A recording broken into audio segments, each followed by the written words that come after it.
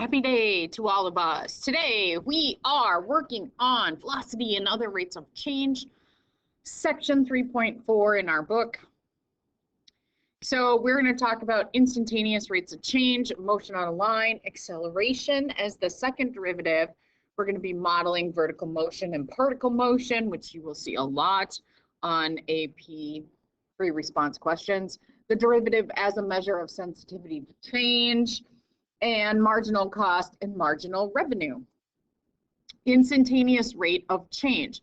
So instantaneous rate of change of F with respect to X at A is this derivative. So now we have seen this derivative numerous times, but now we know all of the shortcuts that we can use instead of doing the limit. Okay, so we are just going to use those derivative shortcuts. You can use the limit if you want. It is going to take you longer. But, you know, power property, product property, quotient property, we're going to use all of that fun stuff. Okay? And it'll make our lives a lot easier.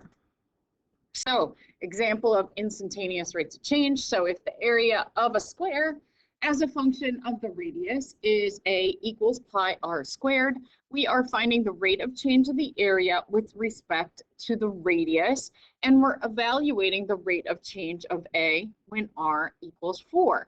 So the first thing that we are going to do is find the rate of change of the area with respect to radius. So change in the area with respect to the change in the radius.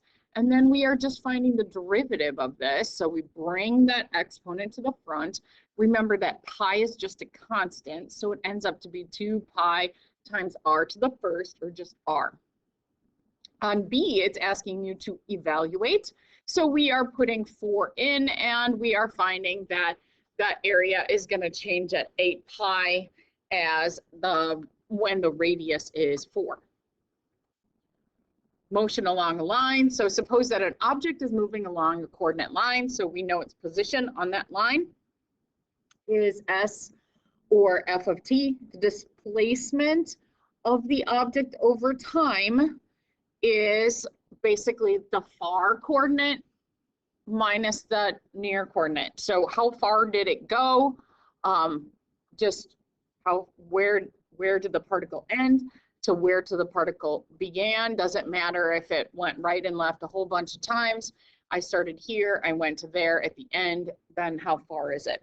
The average velocity is the displacement divided by how long it took to travel that far.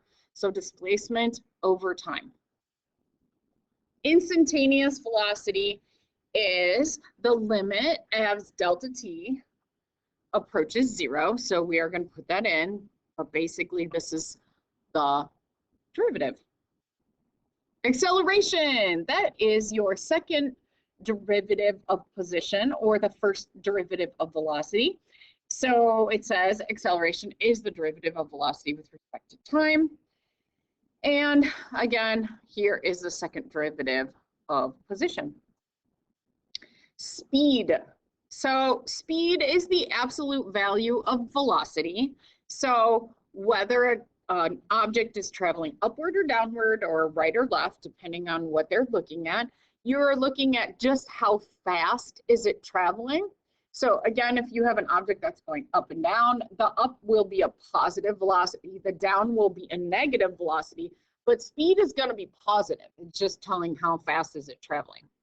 Another way that you can find speed, so determining if an object is speeding up or slowing down, you can determine by the signs of the velocity and the acceleration.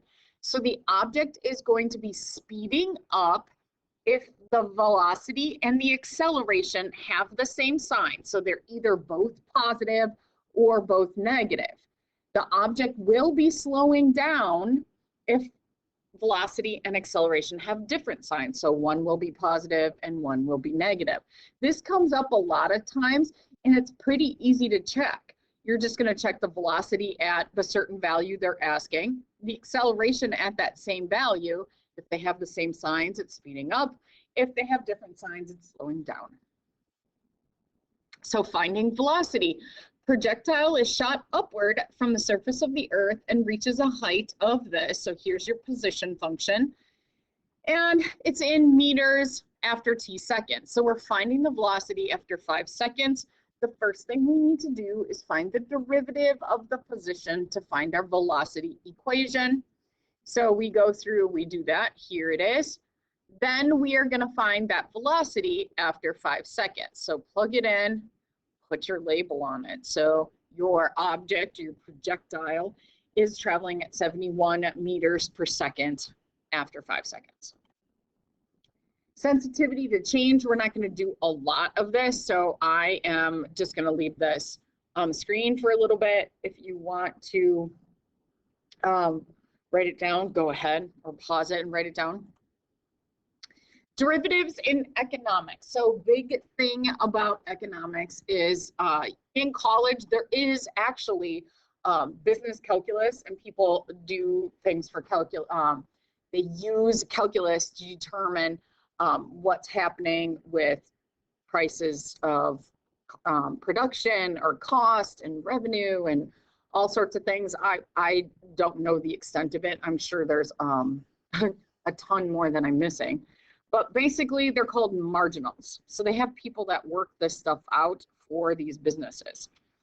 In a manufacturing operation, the cost of production is C of X, usually from this book, and the marginal cost of production is the rate of change of the cost. So anytime I hear marginal, it's the rate of change of the cost, or marginal revenue is the rate of change of the revenue. Just anytime I hear marginal, I'm thinking derivative.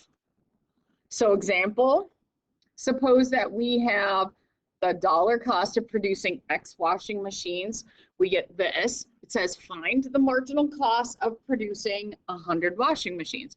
So the first thing we need to do is find the marginal cost formula, so the derivative. So we'll go through and we'll do that. Here it is. Then we're going to put 100 in there, and we get 80. And that is it for this lesson.